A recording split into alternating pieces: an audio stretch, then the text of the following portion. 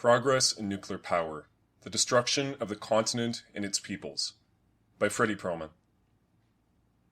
The premeditated poisoning of human beings, of soils, and of other living species can only by the grossest hypocrisy be considered an accident. Only the willfully blind can claim that this consequence of technical progress was unforeseen. The poisoning and removal of this continent's living inhabitants for the sake of higher entities may have begun in eastern Pennsylvania, but not during the past few weeks. 11 years ago, in the region currently being poisoned by radiation from 3 Mile Island, speculators with names like Franklin, Morris, Washington, and Hale hid their names behind facades such as the Vandalia Company and the Ohio Company. These companies had one purpose: to sell land for a profit. The individuals behind the companies had one aim: to remove all obstacles which stood in the way of the free deployment of profit-making, whether the obstacles were human beings, or millennial cultures, or forests, or animals, or even streams and mountains. Their aim was to civilize this continent, to introduce it to a cycle of activities never before practiced here: working, saving, investing, selling, the cycle of reproducing and enlarging capital. The main obstacle to this activity consisted of human beings who had lived on this continent for millennia and who, without law or government or church, enjoyed the suns, the streams, the woodlands, the varied species of plants and animals, and each other. These people considered life an end, not a means to be put at the service of higher ends. They did not flock to civilization like children to a cookie jar, as the Franklins and Washingtons expected them to do. On the contrary, they wanted very little of what civilization had to give. They wanted some of the weapons, and they wanted these only to preserve their freedom against further encroachments of civilization. They preferred death to a life reduced to working, saving, investing, and selling, in a final desperate attempt to drive civilization and its benefits to the sea and across it. In an uprising currently remembered as the name of an automobile, their warriors ousted land grabbers and their soldiers from Ontario, Michigan, Ohio, and western Pennsylvania. For this uncompromising resistance, they earned from the civilized the title of savages. This title gave the civilizers a license to exterminate without qualm or scruple. "Send them pox-infested blankets," ordered one of the commanders in charge of the extermination. The recently celebrated bicentennial of American independence commemorated the day when, 10 years ago, land grabbers, speculators, and their allies determined to accelerate the extermination of independence from the region west of 3 Mile Island. The king's government was too distant to protect investments adequately, and in any case it was futile and didn't always share the speculators' aims. It even went so far as to enforce the boundaries established by treaties with the savages. What was needed was an efficient apparatus under the direct control of the land grabbers and devoted exclusively to the prosperity of their enterprises. Informal frontier police organizations like the Paxton Boys were efficient for the massacre of the tribal inhabitants of an isolated village like Conestoga. But such frontier formations were small and temporary, and they were as dependent on the active consent of each participant as the tribal warriors themselves. Therefore, they were not proper police organizations at all. The speculators allied themselves with idealists and dreamers, and behind the banner on which was inscribed freedom, independence, and happiness, took the power of government, military, and police into their own hands. 1.5 centuries ago, the efficient apparatus for the progress of capital was in high gear. Military and police organizations based on obedience and submission, and not on anyone's active consent, were ready to go into action against people who had resisted that type of regimentation for 20,000 years, if not longer. Congress passed one of its most explicit bits of legislation, the Indian Removal Act.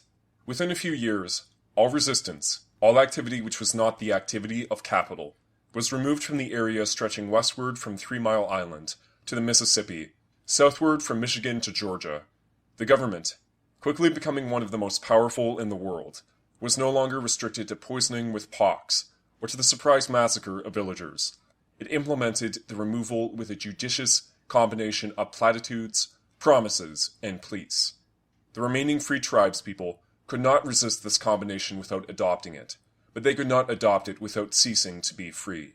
They chose to remain free, and the last free human beings between 3 Mile Island and the Mississippi were removed.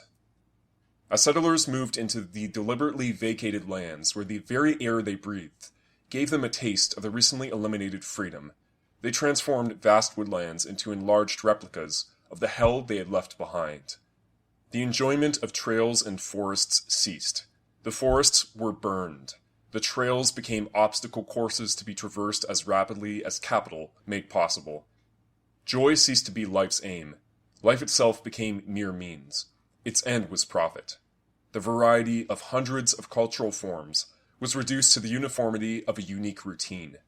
Work, save, invest, sell, every day from sunrise to sunset, and count the money after sundown.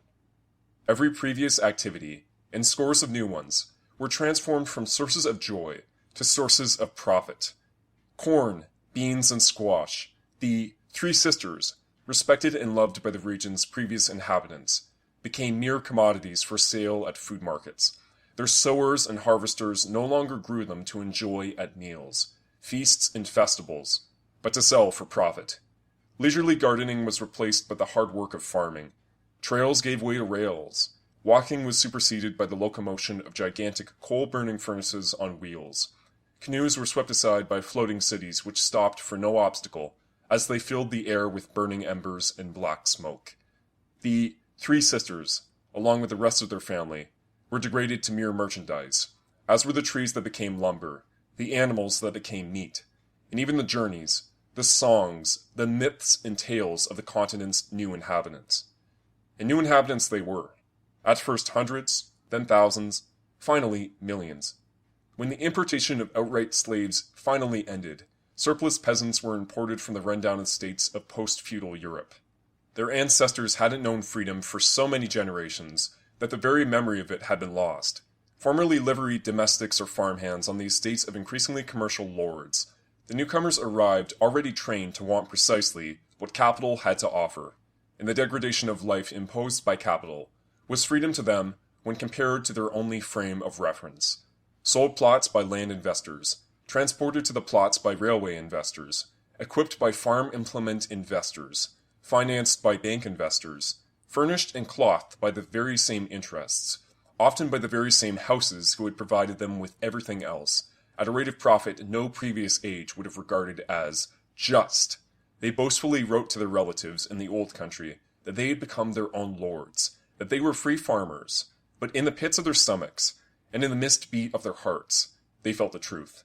They were slaves of a master that was even more intractable, inhuman, and removed than their former lords, a master whose lethal power, like radioactivities, could be felt but not seen.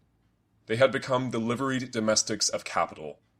As for those who ended up as operatives, or unskilled hands in the factories that produced the implements and the rails, they had little to boast of in their letters. They had breathed freer air wherever they had started from. A century after the uprising associated with the name of Pontiac, a century filled with desperate resistance by Pontiac's successors against the further encroachments of capital, some of the imported farmers began to fight against the reduction to servants of the railroad, equipment, and finance capital. The populist farmers burned to arrest and lock up the Rockefellers, Morgans, and Goulds, directly responsible for their degradation, but their revolt was only a faint echo of the earlier revolt of Ottawas, Chippewas, Delawares, and Potawatomis.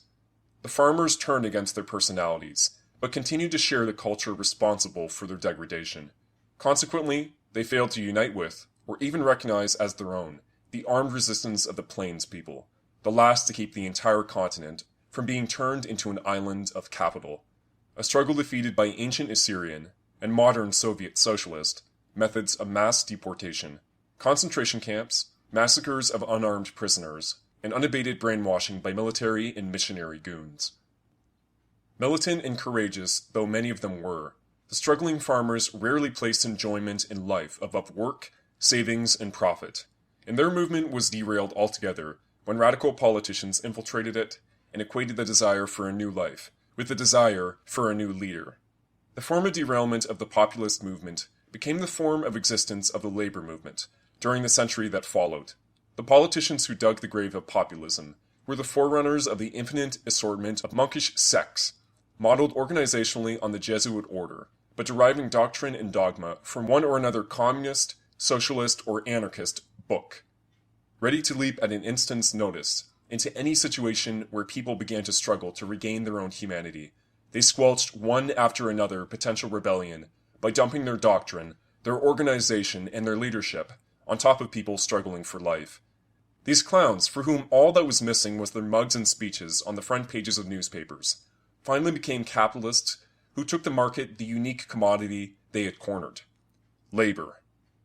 Shortly before the turn of the present century, with effective resistance permanently removed, with a pseudo-resistance which was in fact an instrument for the final reduction of human activity to a mere variable of capital, the efficient apparatus for the generation of profits lost all external obstacles. It still had internal obstacles. The various fractions of capital, the Vanderbilts, Golds, and Morgans, continually turned their guns against each other and threatened to topple the whole structure from within. Rockefeller and Morgan pioneered the merger, the combination of the various fractions. Moneyed investors distributed their monies throughout each other's enterprises. Directors sat on each other's boards, and each and by all acquired an interest in the unrestricted march of every unit of the entire apparatus. With the exception of rare surviving personal and family empires, the enterprises were directed by mere hirelings, who differed from the rest of the hands mainly by the size of their emoluments. The task of the directors was to ride over all obstacles, human and natural, with only one limitation: the efficient operation of the other enterprises, collectively constituting capital.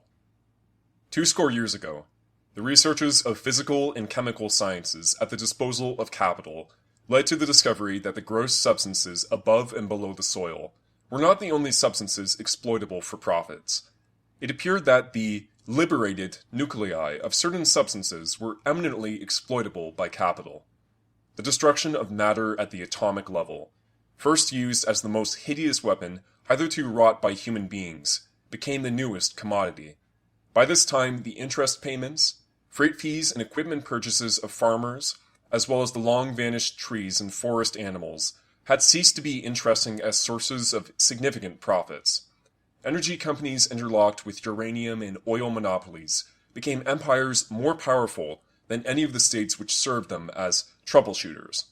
Within the computers of these empires, the health and lives of an acceptable number of farm and city dwellers was balanced against an acceptable gain or loss of profits. Potential popular responses to such calculations were controlled by judicious combinations of platitudes, promises, and pleas. Here are some of the platitudes, promises, and pleas.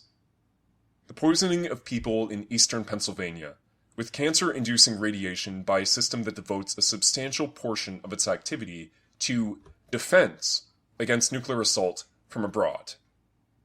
The contamination of food which is to be consumed by the continent's remaining inhabitants, and the destruction of the prospects of farmers who dutifully devoted their lives to growing the merchandise interesting to capital at a stage which ended half a century ago. The transformation into a literal minefield, using unprecedentedly lethal poisons and explosives, of a continent once peopled by human beings, whose aim in life was to enjoy the air, sun, trees, animals, and each other. The prospect of a continent covered with raging infernos, their loudspeakers reciting their recorded messages to a charred earth. There is no need to overreact. The situation is stable. The leaders have everything under control. All this is no accident.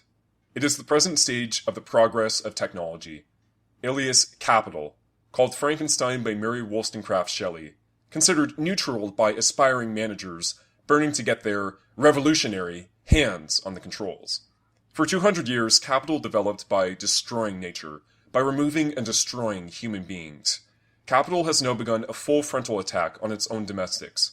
Its computers have begun to calculate the expendability of those who have been taught to think themselves its beneficiaries. If the spirits of the dead could be reborn amongst the living, Ottawa and Chippewa and Potawatomi warriors could take up the struggle where they left it 2 centuries ago. augmented by the forces of Sioux, Dakota, and Nez Perce, Yana and Medoc, and the countless tribes whose languages are no longer spoken.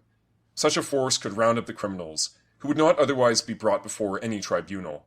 The numerous agents of capital could then continue to practice the routine of work, save, invest, and sell, torturing each other with platitudes, promises, and pleas, inside defused and disconnected power plants, behind plutonium doors.